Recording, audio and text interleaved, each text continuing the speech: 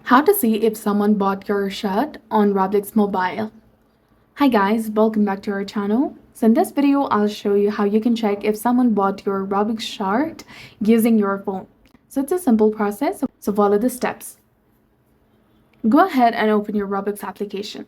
So first of all, let me make you clear that you can't really see who bought your shirt directly through the official Roblox mobile app, so you will need to use a browser. And here's how you can do that. Go ahead and open Google Chrome on your phone. Then go to robux.com, log into your specific account, and then tap on the Robux icon in the top right corner of the screen. Once you do that, from the drop-down menu that appears, click on your Robux balance. From the drop-down menu that appears, click on My Transactions, and this will show you the summary and take you to your transaction page.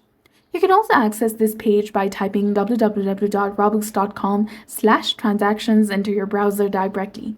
And on My Transactions page, you can adjust the date range to see your Robux earnings from the t-shirt sales.